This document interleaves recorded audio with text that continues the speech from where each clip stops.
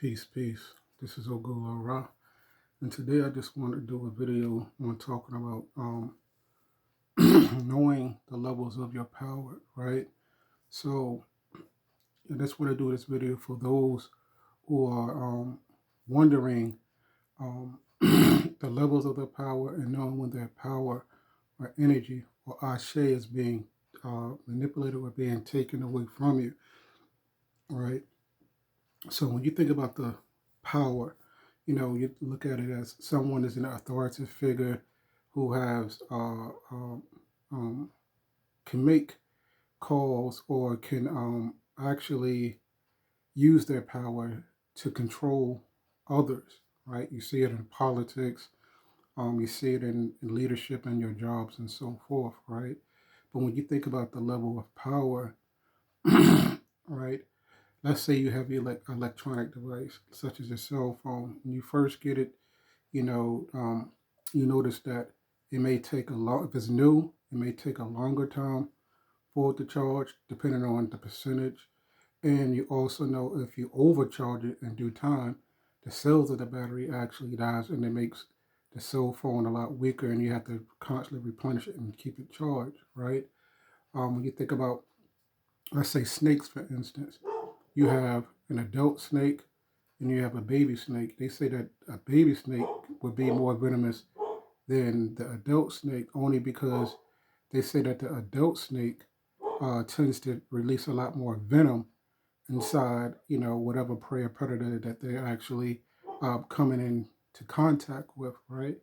But when that particular snake drains all its venom, the baby one, they become vulnerable to being attacked by any predators in the wildlife. But an experienced snake, an adult snake that have a lot of experience under their belt, they know that they can give a pin drop of that venom and paralyze and actually kill a potential threat, right? Even when it comes to, your power, when you're coming into your power, you're coming into the knowing of who you are, and you like to expound and express, family and friends, and they will pull on you, whether it's emotional support, mental support, spiritual support, what I'm saying, or physical, doing something and helping them out, you tend to feel drained, right? And those are some of the aspects that can actually put you down for lack of time, and even when you're practicing a form of magic, for instance, um, you know, if let's say if you're having like money issues, or your job cuts you back on your hours, and you start to petition uh, certain spirits, and you use correspondence to basically enhance something that you lost. And in the midst of that, let's say if you're getting 20 hours, you petition different spirits and energies, and your supervisor may give you more hours, but it requires you to work more days. And if you have your day planned to where you have other engagements, family, now you're being taken away because it's something that you requested by giving your power, right? You see it some aspects when people actually, particularly like in spiritual warfare, when you're warfare with another opponent, you can exert a lot of your energy. And if you're not skillful what you're doing, you can exert a lot of that. Even when you're dealing with an adversary, back and forth with an enemy, a lot of times you're opening up this portal or this darker energy, and it can definitely affect both of y'all to where it's casualties in war when you're doing spiritual warfare. But it's all about exerting your power. You know what I'm saying? And another aspect, um, on my path when I started, talking to different individuals, exchanging numbers, talking to different people, giving a lot of my time was taken away from what I wanted, what I needed to do. And also, it's almost like when you're expounding and giving your spiritual essence and sharing information, can take a lot of your time, where it can come up where you feel physically drained, emotionally drained. You know what I'm saying? And if spirit feels trouble, and a lot of those times, um, you have to really know how to resort and holding your energy and harvesting your energy back as well. even when people tends to try to extract or take your energy, you can actually call your energy back by your name. You know what I'm saying? And bringing it back to you, to back to the original source of which it came from, right? You have those particular incidents too, right? And some of the ways of identifying the levels of power when you're feeling you're spiritually in line. You know what I'm saying? You're able to accumulate uh, a certain amount of activities you're getting fulfilled without, you know what I'm saying, have to backtrack and redo things over, right? You have that aspect, and also um, it's very important to know thyself. When you know thyself, then you know what adversary or what may be in out of alignment.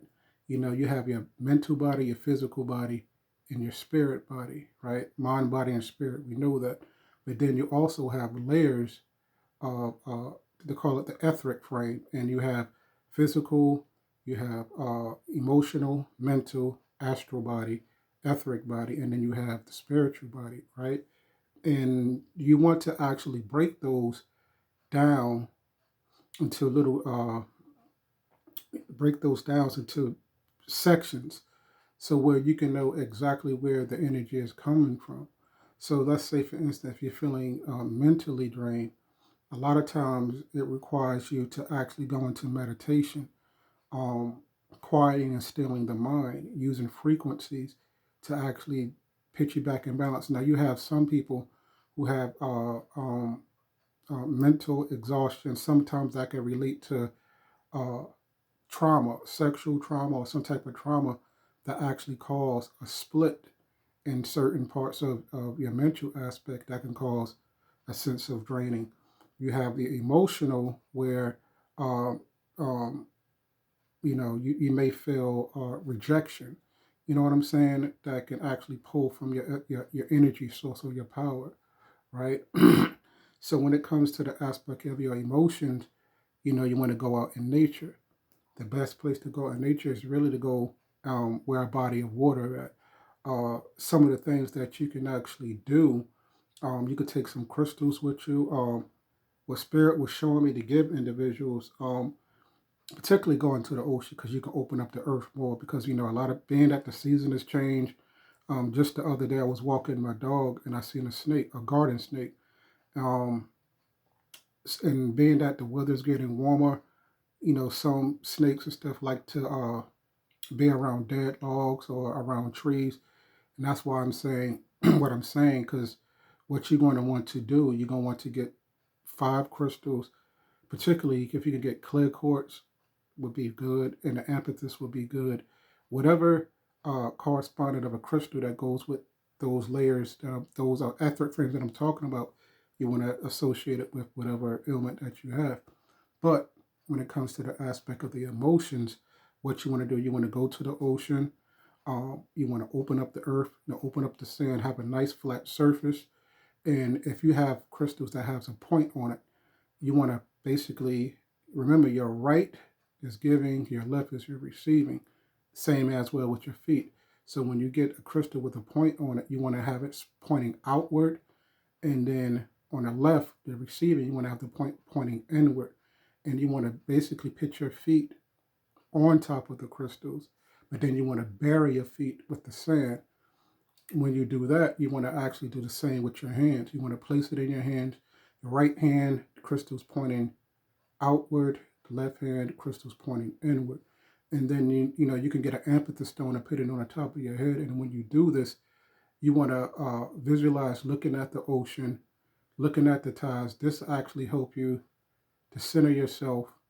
And also, if it's the sun is out, and when it acts raw, to pull those sun rays to you to actually purify the aspect of your emotions. Even when you was younger, if you was feeling down or whatever, they tell you to go get some fresh air. You want to call on the sun raw to actually help align and purify that aspect of your emotions. Again, even when you're dealing with the aspect of the mental body, meditation is very important to center the mind, to center, because you have serotonin, dopamine, and those different chemicals in your brain that you want to get back in an alignment. Now, in aspects when it comes to your spiritual body is the building blocks of whatever religious practice that you practice. So if you're a Christian, then that's what your spiritual frame is going to frame for you. But a lot of times if you're feeling spiritually drained, a lot of times this is really an alert from your spirit team, whether it's your spirit guides, whether it's your orishas, whatever spiritual practice that you're doing. And a lot of times with your ancestors, when you're feeling spiritually fatigued and drained, those are your ancestors calling or getting your attention that they, they need prayers or water, or they need to be elevated. And that's one of the ways they want to get your attention, to let you know, like, hey, we need, because a lot of times if you don't, your ancestors will eat on you or feed off your energy as well. That's very important. A lot of people may not know that, but a lot of times that happens. Even if you have dreams where you're seeing yourself eating from someone, some people would say that could be coming from somebody trying to feed you to cause sickness, but also that could be a message from your ancestors saying that you need to give them some type of offering to, to build back that thickness of your spiritual frame. Now, when it comes to your astral body, and a lot of times, even when you're traveling in the astral realm, you pick up debris, and you may come in contact with different energies, and that can make you spirit. That's where a lot of times when people talk about sleep paralysis can come from, because your body, your astral body, is going back into your physical body, and your astral body may be introverted, where it's not placed right, or is really trying to align itself back into your body, and then you wake up. So when it comes to your astral body, spiritually cleansing and keeping your frequency higher, those are some of the aspects of what you can do there. You want to do that, right? And it's very important that sometimes you need to be in stillness, because when you exchanging of energy, whether it's just emotional support, spiritual support, a lot of these things can actually pull from you. And it's, like I said again, it's very important that you know thyself, because when you know thyself and you know your physical body, you have to really understand your emotional, mental, astral, and your spirit. And I think that your mental, emotional, and your spiritual body. So those are some aspects of knowing and wanting to know how to know under their levels of power. It's very important that you understand how on this path, not even if it's in the spiritual aspect, and knowing your body, and knowing it in sections on how to really deal with certain situations. So this is just like a quick video of talking about knowing the level of your power. So hoping that some of these examples that I give, it will be good for you to identify, the aspect of your power, and learning how to balance your power. Because right now we're in a time where a lot of people are looking for answers. A lot of people may go to, spiritual gurus or someone of light to help them. But then at the same time, for people who on this path, you need to know the levels of your power, and knowing how much to give of your power. Again, family, friends, co-workers can actually pull from your source of energy. It's like this. If you get a bowl of water, it's a crystal clear bowl or a cup, and you put water in it, and then you put it in any section of the room, and in time, that clear water begins to get dull. You start to see where it starts to get sludge in it.